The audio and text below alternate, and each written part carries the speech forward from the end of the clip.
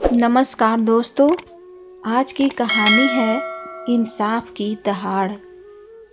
जिस पेड़ ने अपनी छाल तक छीलकर अपने पत्तों को धूप से बचाया, उसे क्या पता था कि पतझड़ आने पर वही पत्ते उसे दीमक की तरह खा जाएंगे। एक पिता अपनी औलाद को दुनिया की हर ठोकर से बचाता है, लेकिन जब वही औलाद अपने ही माँ बाप को ठोकर मारती है तो ज़मीन भी खून के आंसू रोती है। यह कहानी समाज के उस काले सच की है जहाँ डिग्रियों और दौलत के नशे में कुछ औलादें अपने ही भगवान को घर के कबाड़ खाने में फेंक देती है। लेकिन कुदरत का तराजू जब इंसाफ तौलता है तो वह उस नालायक और ठुकराए हुए बेटे को मसीहा बनाकर भेजता है जिसे कभी घर से निकाल दिया गया था। पढ़िए कैसी रुला देने वाली कहानी, रोंगटे खड़े कर देने वाली दास्तां, जहाँ एक तरफ जुल्म की इंतहा है तो दूसरी तरफ एक बेटे के खौफनाक और सुकून देने वाले इंसाफ की दहाड़। पुणे शहर का सबसे पॉश और वीआईपी इलाका कोरेगांव पार्क।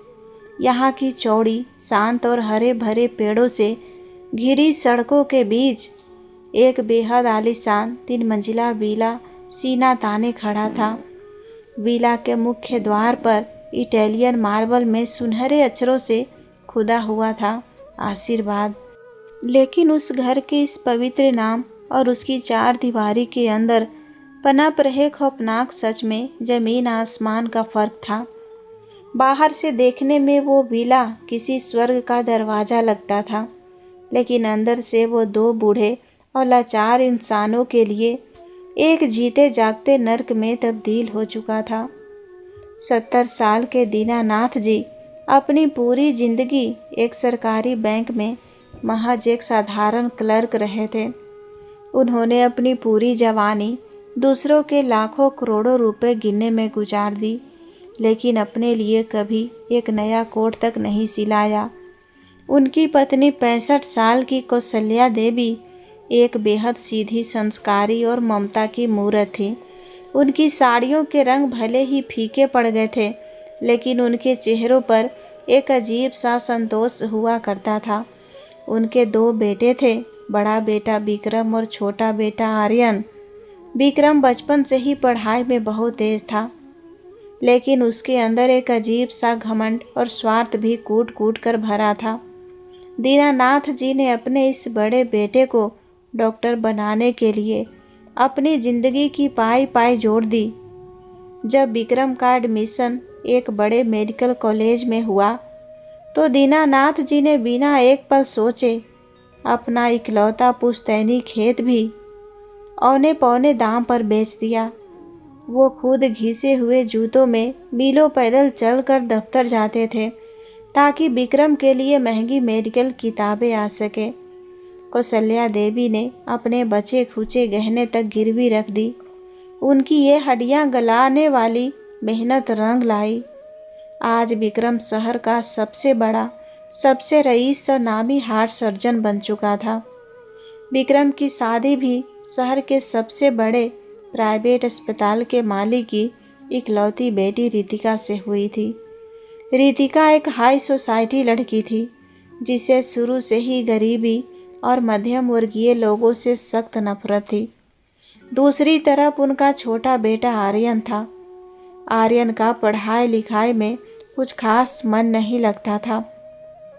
वह आज़ाद ख्यालों का था और अपना खुद का बिजनेस करना चाहता था। वह दिल का बहुत साफ था और अपनी माँ की जान था। लेकिन विक्रम को आर्यन से हमेशा एक अजीब सी जलन और चिढ़ रहती थी। विक्रम चाहता था कि घर में सिर्फ उसी का रुतबा रहे, सब सिर्फ उसी की पूजा करे।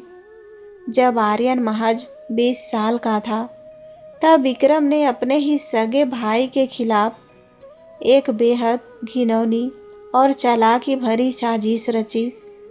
उसने घर में कुछ पैसों और अपनी महंगी घड़ी की चोरी का ऐसा झूठा नाटक रचा और सारे सबूत इतनी सफाई से आर्यन के खिलाफ खड़े कर दिए कि दीनानाथ जी का आर्यन पर से विश्वास ही उठ गया। एक दिन घर में इतना भयानक कलेश हुआ कि विक्रम ने अपने पिता को इतना भड़का दिया कि दीनानाथ जी ने गुस्से में अंधे होकर आर्यन पर हाथ उठा दिया और उसे आधी रात को घर से बाहर निकाल दिया। आर्यन उस रात बारिश में भीगता हुआ रोता रहा। उसने अपनी बेगुनाही की बहुत दुहाई दी, लेकिन किसी ने उसकी एक ना सुनी। वो 20 साल का लड़का उस दिन खाली हाथ रोता हुआ जो उस घर की दहलीज से उतरा, फिर उसने कभी पीछे मुड़कर नहीं देखा। कौशल्या देवी का दिल उस रात अपने छोटे बेटे के साथ ही चला गया था। आज 12 साल बीत जाने के बाद भी वो रातों को छुप छुप कर आर्यन की एक पुरानी शर्ट को सीने से लगाकर इस कदर रोती थी कि उनके आंसुओं से तकिया भीग जाता था। आर्यन के जाने के बाद घर में विक्रम का एक छत्र राज हो गया। दीनानाथ जी रिटायर हो चुके थे। उनके खाते में रिटायरमेंट, ग्रेच्युटी और पीएफ के करीब 50 लाख रुपए आते थे। इसके अलावा उनकी एक अच्छी खासी मासिक पेंशन भी बंध गई थी। तभी विक्रम और रितिका ने अपना असली खेल शुरू किया। विक्रम ने बहुत ही प्यार से घड़ियाली आंसू बहाते हुए दीनानाथ जी से कहा, पापा, अब आप बुढ़ापे में इस छोटे से पुराने घर में क्यों रहेंगे? रितिका को भी यहाँ दिक्कत होती है। मैं चाहता हूँ कि हम कोरेगांव पार्क में एक बड़ा सा विला लें। मेरे पास कुछ पैसे कम पड़ रहे हैं। आप अपने रिटायरमेंट के पैसे मुझे दे दीजिए। विला का सबसे बड़ा मास्टर बेडरूम मैं आपके और माँ के लिए भी बनवाऊंगा। दीनानाथ जी अपने डॉक्टर बेटे के मुंह में पूरी तरह अंधे हो चुके थे। उन्होंने बिना कोई सवाल किए अपनी जिंदगी भर की खून पसीने की वो पूरी कमाई 50 लाख रुपए विक्रम के बैंक खाते में ट्रांसफ़र कर दी। यहाँ तक कि विक्रम ने कागजों पर हेरा फेरी करके दीनानाथ जी की मासिक पेंशन का अकाउंट भी अपने नाम करवा लिया। दीनानाथ जी के ही पैसों से यह नया आलीशान आशीर्वाद विला बनकर खड़ा हुआ। लेकिन जैसे ही गृह प्रवेश की पूजा खत्म हुई और विला की रजिस्ट्री विक्रम और रितिका के नाम पर पक्की हो गई, उन दोनों के चेहरों से शराफत का वो नकाब हमेशा के लिए उतर गया। जिस मास्टर बेडरूम का वादा दीनानाथ जी से किया गया था, वहाँ रितिका ने अपने विदेशी कुत्तों के लिए मखमली बिस्तर लगवा दिए। जब दीनानाथ जी ने अपना सामान अंदर लाने की कोशिश की तो रितिका ने अपनी नाक सिकुड़ते हुए कहा, पापा जी, आपके इन पुराने बदबूदार बक्सों और गंदे कपड़ों से मेरे इस नए थीम बेस्ड घर का पूरा लुक खराब हो रहा है और माँ जी की अस्थमा की खांसी से मेरे मेहमानों को डिस्टरबेंस होती है। विक्रम ने अपनी पत्नी का साथ देते हुए अपने ही उन बूढ़े माँ बाप को, जिन्होंने उसे बनाने के लिए खुद को मिटा दिया था, मुख्य घर में घुसने से ही मना कर दिया। दीनानाथ जी और कौशल्या देवी के लिए इस 3 मंजिला वातानुकूलित और मखमली कालीनों वाले महल में 1 इंच की भी जगह नहीं थी। उन्हें घर के बाहर एक सुदूर कोने में बने एक पुराने टीन शेड वाले गैराज में शिफ्ट कर दिया गया। यह वो गैराज था जहां पहले कबाड़ और पुरानी गाड़ियों के पुर्जे रखे जाते थे। वहां ना कोई पक्का फर्श था, ना कोई ढंग का दरवाज़ा, बस ऊपर लोहे की चदरें थी और चारों तरफ जंग की बदबू। जिस पिता ने बेटे को एक आलीशान छत देने के लिए अपना सब कुछ दांव पर लगा दिया था, आज उसी पिता को उसके बेटे ने एक कबाड़ की तरह उस अंधेरे और घुटन भरे गैराज में फेंक दिया था। और यहीं से शुरू हुई उन 2 बूढ़े माता पिता के घूट घूट कर मरने की वो खौफनाक दास्तान। मई का महीना अपने सबसे क्रूर और खौफनाक रूप में था। पुणे शहर में उस साल आसमान से धूप नहीं, आग बरस रही थी। पारा 45 डिग्री के पार जा चुका था। सड़कों पर सन्नाटा था और हवा में लू के वो थपेड़े चल रहे थे जो इंसान की खाल तक झुलसा दे। दोपहर के ठीक 2 बज रहे थे। सूरज सीधे सिर के ऊपर था और उस 10 करोड़ के आलीशान वातानुकूलित विला के अहाते के एक कोने में खड़ा वो लोहे की चादरों वाला गैराज किसी धधकती हुई भट्टी में तब्दील हो चुका था। टीन की छत से गर्मी इतनी भयानक तरीके से नीचे उतर रही थी कि कमरे के अंदर हवा में एक धुंधला सा कंपन साफ देखा जा सकता था। अगर उस छत पर कोई कच्चा पापड़ या रोटी रख दी जाती तो वो भी चंद सेकंड में सीख कर काली पड़ जाती। उस घुटन भरे सीलन और जंग की बदबू वाले गैराज में ना कोई पंखा था ना कूलर। वेंटिलेटर के नाम पर बस एक छोटी सी जाली थी जिससे ताज़ी हवा की जगह सिर्फ लू के गर्म थपेड़े अंदर घुस रहे थे। कमरे के नाम पर वहाँ सिर्फ एक पुरानी ढीली बुनावट वाली टूटी खटिया थी और एक टांग से टूटी हुई प्लास्टिक की सफ़ेद कुर्सी जिसका रंग धूप से पीला पड़ चुका था। 65 साल की कौशल्या देवी, जिन्होंने अपनी पूरी जवानी इस परिवार को सींचने में लगा दी थी, आज उसी खटिया पर बेसुध पड़ी थी। उन्हें हाई ब्लड प्रेशर और घुटनों में गठिया की गंभीर बीमारी थी।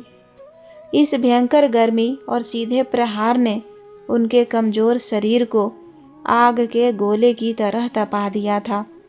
उनके माथे से बहता पसीना उनकी आँखों के कोरों में जाकर चुभ रहा था। उनके सूखे होठों पर सफ़ेद पपड़ियाँ जम गई थी जिनमें से हल्की हल्की दरारें पड़ गई थी और हल्का सा खून रिसने लगा था। सांस लेते हुए उनकी छाती से घरघराहट की आवाज़ आ रही थी। वो निढाल पड़ी थी, मानो उनके शरीर का एक एक कतरा पानी निचोड़ लिया गया हो।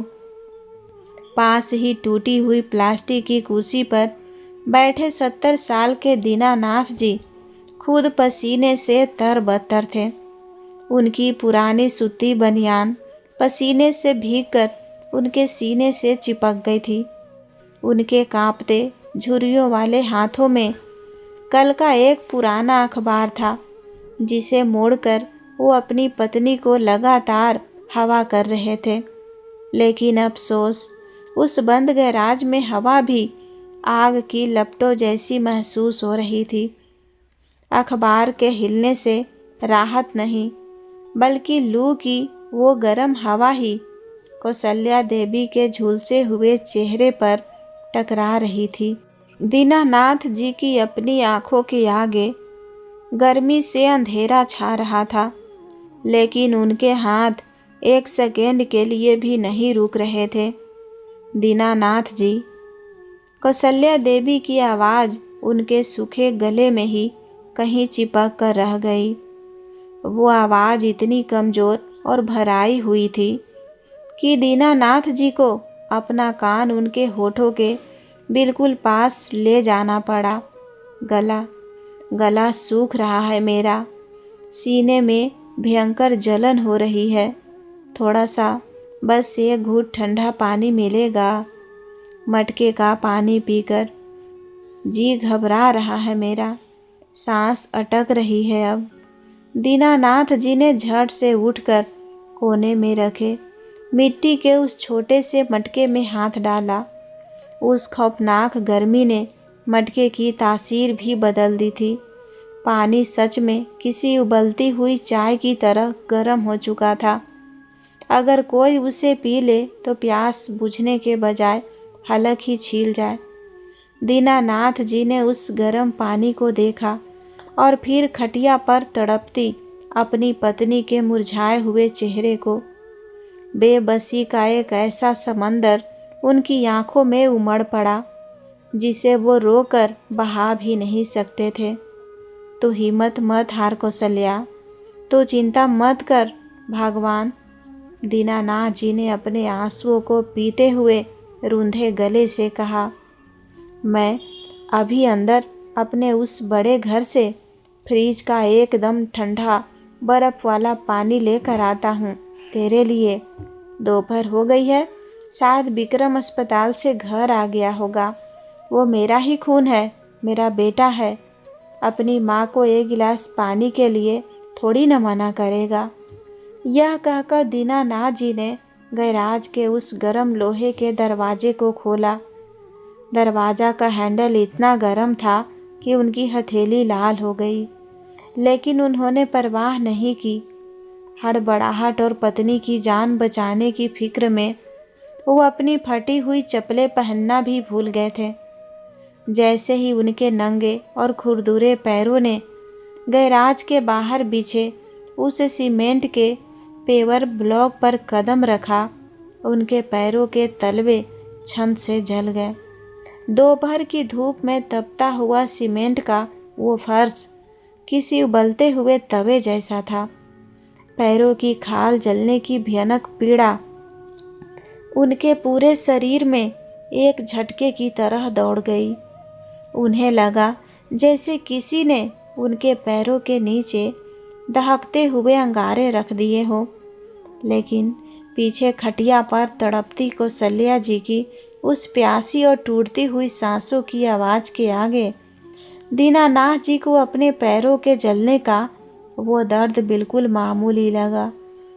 वो अपनी पत्नी के लिए अमृत की आस में अपने छीलते और जलते हुए कदमों के साथ उस वातानुकूलित आशीर्वाद विला के कांच वाले दरवाजे की तरफ बढ़ चले, इस झूठी उम्मीद में कि शायद आज उनके डॉक्टर बेटे का दिल पसीज जाए। दीनानाथ जी लड़खड़ाते कदमों से मुख्य विला के कांच वाले दरवाजे तक पहुँचे। अंदर का नज़ारा देखकर उनकी आंखें फटी रह गई। विला का बड़ा सा हॉल किसी 5 स्टार होटल जैसा लग रहा था। 3 एसी 16 डिग्री पर चल रहे थे। विक्रम और रितिका ने शहर के नामी डॉक्टरों और रईसों के लिए एक समर पार्टी रखी थी। टेबल पर ठंडे फलों के जूस, आइसक्रीम और शराब सजी हुई थी। मेहमान ठंडी हवा में ठहाके लगा रहे थे। दीनानाथ जी ने अपनी फटी हुई बनियान और पसीने से तरबतर धोती में दरवाज़ा हल्का सा धक्का देकर खोला। ठंडी हवा का एक झोंका उनके झुलसे हुए चेहरे पर पड़ा तो उन्हें लगा जैसे जान में जान आ गई हो। वो धीरे धीरे डाइनिंग टेबल की तरफ बढ़े, जहाँ बर्फ़ का एक बड़ा सा कटोरा रखा था। उन्होंने सोचा कि बस 2 टुकड़े बर्फ़ ले ले और अपनी पत्नी के खौलते हुए पानी में डाल दे। लेकिन जैसे ही उनके कांपते हुए काले खुरदुरे हाथों ने बर्फ़ के कटोरे को छुआ, ये क्या बदतमीजी है। रितिका की वो तीखी चीख पूरे हॉल में गूंजी। पार्टी का संगीत रुक गया। सारे मेहमान उस बूढ़े आदमी को हिकारत से देखने लगे। रितिका अपनी डिजाइनर ड्रेस संभालती हुई आंधी की तरह आगे आई। तुम्हारी हिम्मत कैसे हुई मेरे इटालियन मार्बल पर अपने ये गंदे बदबूदार पैर रखने की? और तुमने मेरे मेहमानों की बर्फ़ को हाथ कैसे लगाया? अब यह बर्फ़ गंदी हो गई है, छी। दीनानाथ जी के हाथ से बर्फ़ का वो टुकड़ा छीनकर नीचे गिरा दिया। उन्होंने अपने दोनों हाथ जोड़ लिए। बहू, मुझे माफ़ कर दे। बाहर गैराज में बहुत गर्मी है। तुम्हारी माँ का शरीर तप रहा है। मटके का पानी खौल रहा है बहू। मुझे बस 1 गिलास ठंडा पानी और ये 2 टुकड़े बर्फ़ दे दो। वो बेचारी लू लगने से मर जाएगी। तभी विक्रम हाथ में जूस का गिलास लिए वहाँ आ गया। पापा, आपको कितनी बार कहा है कि जब मेरे वीआईपी मेहमान घर पर हो तो आप इस भिखारियों वाले हुलियों में बाहर मत निकला कीजिए। विक्रम ने अपने दांत पीसते हुए कहा, आप मेरी इज्जत का फालूदा बना रहे हैं। बेटा विक्रम, दीनानाथ जी की आंखों से आंसू छलक पड़े। तू तो डॉक्टर है मेरे लाल, तू तो दूसरों की जान बचाता है। अपनी माँ की हालत देख ले बेटा, वो गैराज भट्टी बन गया है। हमें बस कुछ घंटों के लिए अंदर हॉल के किसी कोने में बैठने दे बेटा, वो सच में मर जाएगी। मर जाने दो, रितिका जोर से चीखी। इन दोनों बूढ़े बुढ़िया ने मेरी नाक में दम कर रखा है। विक्रम, मैंने तुमसे पहले ही कहा था कि इन्हें किसी सस्ते से अनाथालय में फेंक आओ। मेरे मेहमान क्या सोचेंगे कि शहर के सबसे बड़े डॉक्टर के बाप की ये हालत है। विक्रम ने अपने पिता की आंखों में देखा, वहाँ कोई दया नहीं थी। चलिए बाहर। विक्रम ने अपने पिता के कंधे पर हाथ रखा और उन्हें धकेलना शुरू किया। बेटा, पानी तो ले जाने दे, एक गिलास पानी। दीनानाथ जी गिड़गिड़ा रहे थे। रितिका ने पास ही रखा एक कांच का गिलास जिनमें मेहमानों का जूठा पानी बचा था। वो उठाया और दीनानाथ जी के पैरों पर फेंक कर दे मारा। गिलास टूटकर बिखर गया। ये लो पानी, चाट लो जमीन से, रितिका ने जहर उगलते हुए कहा, और निकल जाओ मेरे घर से। विक्रम ने अपने पिता को कॉलर से पकड़ा और उन्हें धक्के मारते हुए विला के बाहर कर दिया। आज के बाद अगर आपने इस घर की चौखट पार की तो मैं आपको पुलिस के हवाले कर दूंगा कि आप मेरे घर में चोरी करने घुसे थे, विक्रम ने कहा और दरवाज़ा धड़ाम से बंद कर दिया। दीनानाथ जी रोते हुए गैराज में वापस लौटे। उनकी दुनिया लूट चुकी थी, लेकिन गैराज का नज़ारा देखकर उनके पैरों तले जमीन खिसक गई। कौशल्या देवी खटिया से नीचे जमीन पर गिर पड़ी थी। उनके मुंह से झाग निकल रहा था और वो लू की चपेट में आकर बेसुध हो चुकी थी। कौशल्या, दीनानाथ जी चीख पड़े। उन्होंने अपनी पत्नी का सिर अपनी गोद में रख लिया। आंखें खोल भाग्यवान, मैं आ गया हूँ, मुझे माफ़ कर दे, मैं तेरे लिए एक घुट पानी नहीं ला सका। दीनानाथ जी को समझ नहीं आया क्या करें। उन्होंने कौशल्या देवी को अपने कमज़ोर कंधों पर उठाया। 70 साल का वो बूढ़ा बाप अपनी बेहोश पत्नी को गोद में उठाए उस 45 डिग्री की चिलचिलाती धूप में नंगे पैर बंगले के मेन गेट के बाहर सड़क पर आ गया। सड़क का तारकोल आग की तरह पिघल रहा था। दीनानाथ जी के पैरों के तलवे जलकर छील गए, लेकिन वो रोते हुए सड़क पर मदद की भीख मांग रहे थे। अरे कोई मेरी पत्नी को बचा लो, कोई अस्पताल ले चलो, ये भगवान मेरे प्राण ले ले, पर इसे बचा ले। कोई गाड़ी नहीं रुकी। दुनिया अपनी रफ्तार में भाग रही थी। दीनानाथ जी उस तपती सड़क के किनारे अपनी पत्नी को लेकर जमीन पर गिर पड़े। उनकी आंखों की आगे अंधेरा छाने लगा था। उन्हें लगा कि आज वो दोनों इसी तपती सड़क पर तड़प तड़प कर मर जाएंगे और उनके उस डॉक्टर बेटे को खबर तक नहीं होगी। अचानक दूर से सायरन की तेज आवाज़ आई। तपती सड़क पर धूल उड़ाता हुआ 6 काली रेंज रोवर और एक विशाल रोल्स रॉयल्स फैंटम का काफिला इसी तरफ आ रहा था।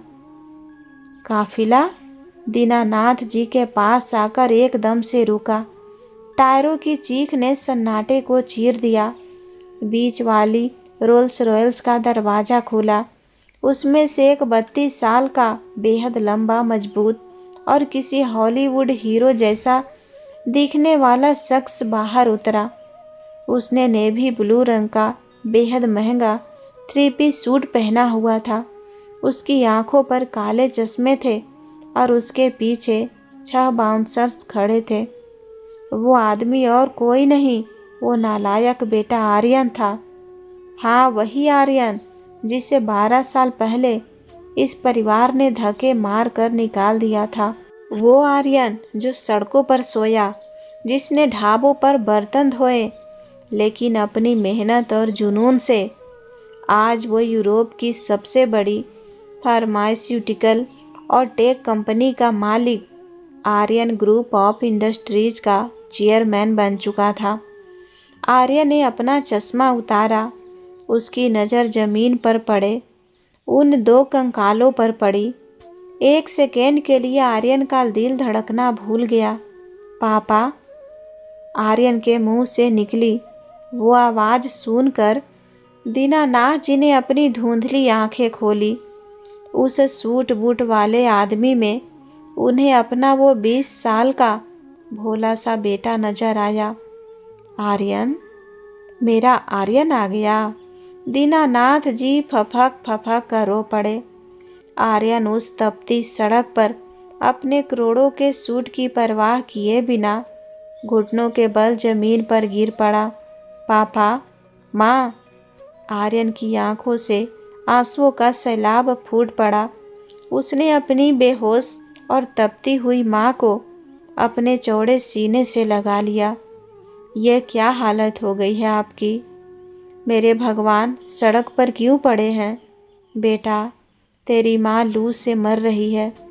विक्रम ने हमें पानी नहीं दिया बेटा। उसने हमें घर से धक्के मार दिए। दीनानाथ जी ने रोते हुए आर्यन का कॉलर पकड़ लिया। यह शब्द आर्यन के कानों में पिघले हुए शीशे की तरह उतरे। विक्रम ने पानी नहीं दिया। आर्यन ने तुरंत अपने बाउंसर्स को चिल्लाकर आदेश दिया, जल्दी से मेरी प्राइवेट एम्बुलेंस बुलाओ। माँ को इसी वक्त शहर के सबसे महंगे प्राइवेट अस्पताल में शिफ्ट करो, और अगर मेरी माँ को एक खरोच भी आई तो मैं पूरे अस्पताल को आग लगा दूंगा। बाउंसर्स ने तुरंत कौशल्या देवी और दीनानाथ जी को गाड़ी की ठंडी एसी वाली सीट पर लेटाया। डॉक्टरों की एक टीम जो आर्यन के काफिले में हमेशा रहती थी, तुरंत उनका इलाज करने लगी। अब आर्यन सड़क से खड़ा हुआ। उसकी आंखों में अब आंसू नहीं थे। वहाँ एक ऐसा खौफनाक और बर्फीला तूफान था जिसे देखकर उसके बाउंसर्स भी 2 कदम पीछे हट गए। आर्यन ने उस 10 करोड़ के विला आशीर्वाद की तरफ देखा, जहां अंदर अभी भी पार्टी चल रही थी। विक्रम, आर्यन ने अपने दांत पीसते हुए कहा, तूने मेरे भगवान को पानी के लिए तरसाया है ना? आज तेरा ये नालायक भाई तुझे खून के आंसू रुलाएगा। आर्यन ने विला के मेन गेट पर एक जोरदार लात मारी। लोहे का भारी गेट धड़ाम से खुल गया। आर्यन अपने 6 भारी भरकम बाउंसर्स के साथ उस विला के हॉल में दाखिल हुआ। अंदर पार्टी चल रही थी। अचानक इस तरह काले सूट वाले बाउंसर को देखकर मेहमान घबरा गए। विक्रम और रितिका भी हैरान रह गए। तुम लोग कौन हो? हिम्मत कैसे हुई मेरे घर में घुसने की?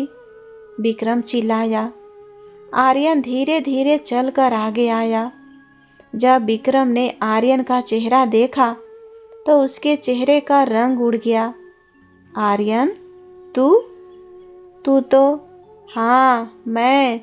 आर्यन की आवाज़ में इतनी ठंडक थी कि हॉल का एसी भी फीका लगने लगा। तेरा वो नालायक भाई जिसे तूने 12 साल पहले निकाल दिया था। रितिका ने आगे आकर कहा, ओह, तो तुम हो वो भिखारी देवर? यहाँ क्या भीख मांगने आए हो? सिक्योरिटी, इस आदमी को बाहर निकालो। आर्यन का दायां हाथ इतनी भयंकर ताकत से रितिका के गाल पर पड़ा कि वो हवा में उछलकर सीधे शीशे की टेबल पर जा गिरी।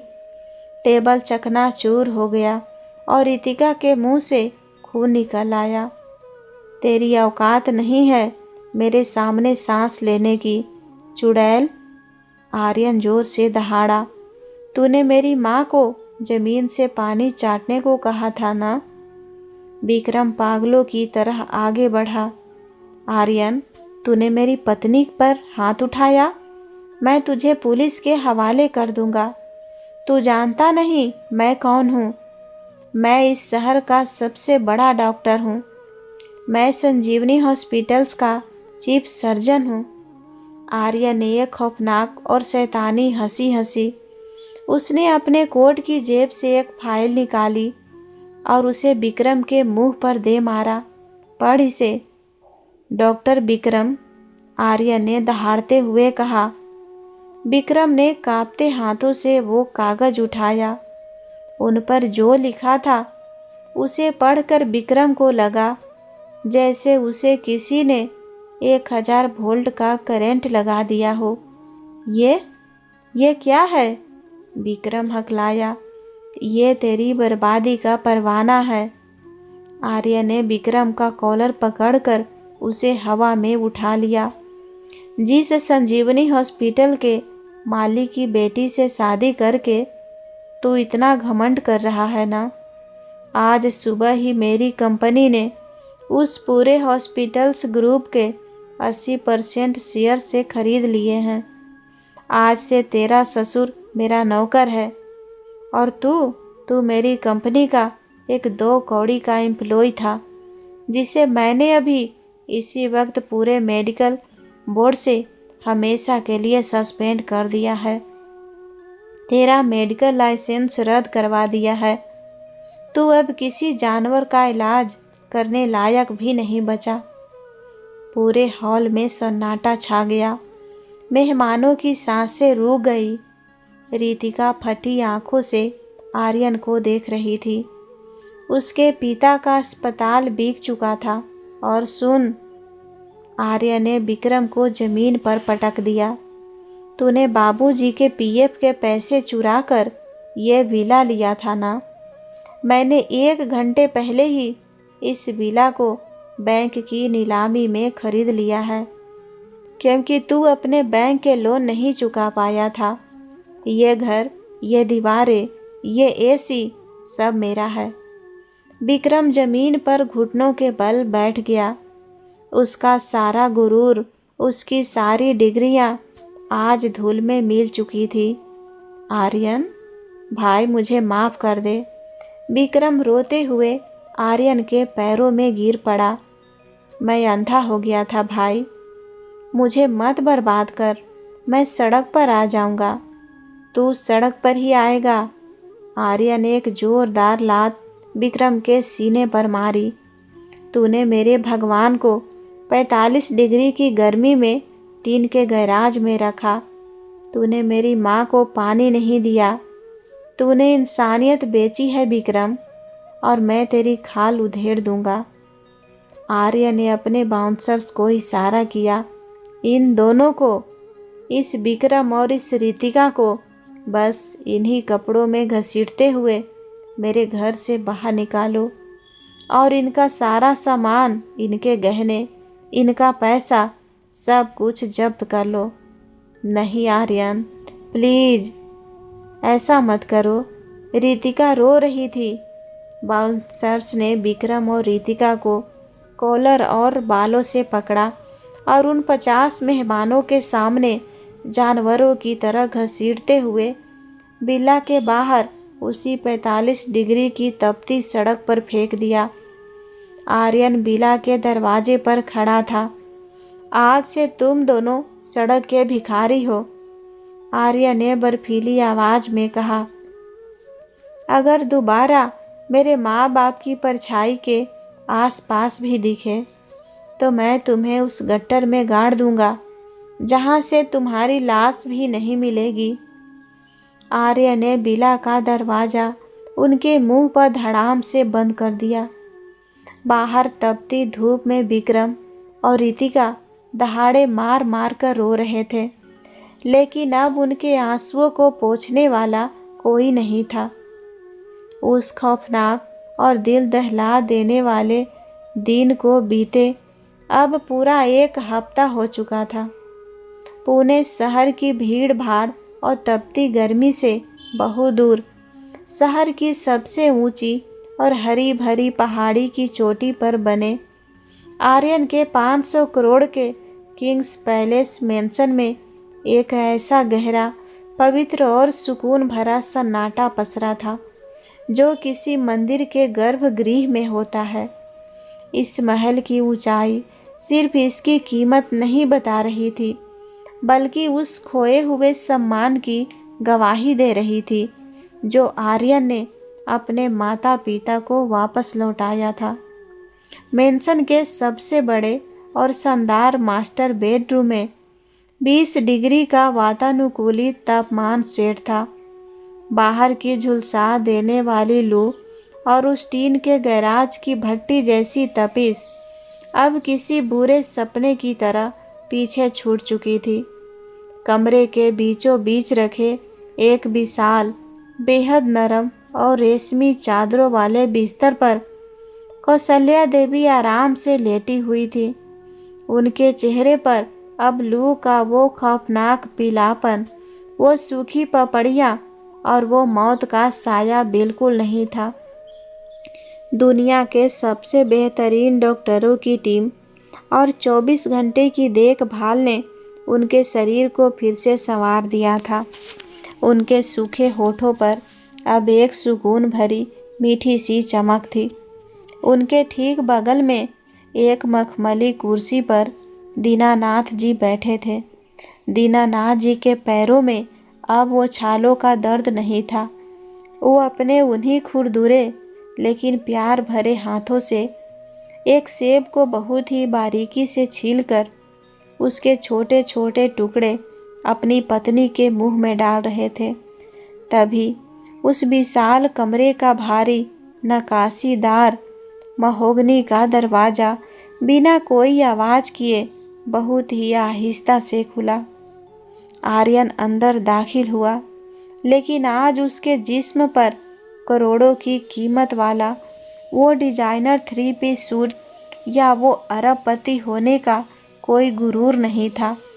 वह उन सारी चीज़ों को कमरे के बाहर उतार कर आया था। उसने एक बेहद साधारण सा सफ़ेद रंग का सूती कुर्ता पैजामा पहना हुआ था। आज वो यूरोप की सबसे बड़ी कंपनी का चेयरमैन नहीं, सिर्फ एक बेटा था। पापा, माँ। आर्यन के चेहरे पर एक ऐसी मासूम और निश्चल मुस्कान थी जिसने पूरे कमरे को रोशन कर दिया। वो चलता हुआ बिस्तर के पास आया। उसने वहाँ रखी किसी भी मखमली कुर्सी या सोफे पर बैठना गवारा नहीं किया। वो सीधा अपनी माँ के पैरों के पास उस ठंडे इटालियन मार्बल के फर्श पर घुटनों के बल बैठ गया। उसने कौशल्या देवी के पैरों को अपने हाथों में लिया और बहुत ही नरमी से उन्हें दबाने लगा। कौशल्या देवी ने जैसे ही अपने बेटे के हाथों का वो कोमल स्पर्श महसूस किया, उनकी बूढ़ी आंखों का बांध टूट गया। आंसुओं की 2 गर्म धार उनके गालों को भिगोती हुई तकिए तक जा पहुंची। उन्होंने अपने कांपते हुए कमज़ोर हाथों को आगे बढ़ाया और आर्यन के सिर को सहलाने लगी। मेरे लाल। कौशल्या देवी की आवाज़ आंसुओं से इतनी भारी थी कि शब्द बमुश्किल गले से बाहर आ रहे थे। तूने तो हमें एक नया जीवन दे दिया बेटा। उस तपते हुए गैराज में तो हम यही सोच रहे थे कि शायद हमारे भगवान ने ही हमें उस नरक में मरने के लिए छोड़ दिया है, लेकिन उस ईश्वर ने तो तुझे हमारा मसीहा बनाकर, एक फरिश्ता बनाकर हमारे पास भेज दिया। दीनानाथ जी से भी अब और नहीं रहा गया। उन्होंने अपने हाथ से सेब की प्लेट किनारे रखी और नीचे झुककर आर्यन का माथा चूम लिया। उनके आंसू आर्यन के चेहरे पर गिर रहे थे। बेटा, दीनानाथ जी की आवाज़ में एक पिता का सबसे गहरा पछतावा और अपराध बोध था। मैंने 12 साल पहले तुझे इस घर से निकाल दिया था आर्यन, बिना तेरी कोई बात सुने। तुझे खाली हाथ सड़क पर धक्के मार दिए थे और आज उसी नालायक बाप के लिए तूने पूरी दुनिया जीत ली। तूने हमारे एक एक आंसू का हिसाब मांग लिया। हमें माफ़ कर दे मेरे बच्चे। इस बदनसीब बाप को माफ़ कर दे। दीनानाथ जी फूट फूट कर रोने लगे। अपने पिता को इस तरह रोता देखकर आर्यन को वो पत्थर जैसा सीना, जो बड़े बड़े बिजनेस राइवल्स को देखकर भी नहीं पिघलता था, वो मोम की तरह पिघल गया। आर्यन की आंखों से आंसुओं का सैलाब फूट पड़ा। उसने तुरंत अपने पिता के उन खुरदुरे हाथों को पकड़ा और उन्हें चूमते हुए अपने सीने से लगा लिया। पापा, प्लीज ऐसा मत कहिए। आर्यन रोते हुए बोला, दुनिया के ये सारे महल, मेरी ये सारी दौलत, ये गाड़ियाँ सब एक तरफ है पापा, और आपके इन पवित्र चरणों की धूल एक तरफ। जो बेटा अपने माँ बाप के सिर पर सम्मान का ताज नहीं रख सकता, जो उनकी आंखों के आंसू नहीं पोंछ सकता, वो चाहे दुनिया का सबसे बड़ा अरबपति ही क्यों ना बन जाए, वो अंदर से दुनिया का सबसे बड़ा और लाचार भिखारी ही रहता है। मैं यूरोप से सिर्फ पैसा कमाने नहीं, बल्कि अपने भगवान को उनका छीना हुआ मंदिर वापस दिलाने आया था। यह कहते हुए आर्यन ने अपना सिर अपनी माँ कौशल्या देवी की गोद में रख लिया। कौशल्या देवी ने अपने दोनों हाथों से उसे छाती से लगा लिया और अपनी साड़ी के पल्लू से उसके आंसू पोंछने लगी। उस विशाल 500 करोड़ के महल में अब कोई दुख नहीं था, कोई तड़प नहीं थी और ना ही कोई शिकायत थी। वहाँ सिर्फ एक ऐसे बेटे की बेइंतहा मोहब्बत और सुकून की ठंडी छाँव थी, जिसने अपने माता पिता के एक एक आंसू की कीमत उन जालिमों के पसीने से सूद समेत वसूल कर ली थी। और उधर कुदरत के तराजू के दूसरे पलड़े पर पुणे शहर की उसी निर्मम और 45 डिग्री की तपती हुई सड़क के किसी अनजान फुटपाथ पर चीफ सर्जन डॉक्टर विक्रम और उसकी हाई सोसाइटी पत्नी रितिका फटे पुराने कपड़ों में जमीन पर बैठे थे। सूरज की आग उन्हें भून रही थी। उनका शरीर पसीने से तरबतर था। उनके होठ सूखकर पपड़ी बन चुके थे और वो प्यास के मारे एक एक बूंद के लिए तड़प रहे थे। रितिका जो कभी मेहमानों की जूठी बर्फ फेंक कर मारती थी, आज उसी सड़क के किनारे एक गंदे टूटे हुए प्लास्टिक के कप में किसी राहगीर से पानी की भीख मांग रही थी। विक्रम अपनी डिग्रियों की राख पर बैठकर पागलों की तरह आसमान को देख रहा था। सड़क से सैकड़ों गाड़ियां गुजर रही थी। लोग आ जा रहे थे, लेकिन कोई भी उन दो भिखारियों की तरफ एक नज़र उठाकर भी नहीं देख रहा था। कुदरत का तराजू अपना सबसे खौफनाक और अचूक इंसाफ कर चुका था। दोस्तों, उम्मीद करती हूँ आपको कहानी पसंद आई होगी। कहानी पसंद आए तो वीडियो को लाइक करें, शेयर करें और हमारे चैनल को सब्सक्राइब जरूर कर लें और बेल आइकन घंटी दबाना ना भूलें, ताकि मेरी आने वाली हर कहानी सबसे पहले आपके पास पहुँचे। धन्यवाद।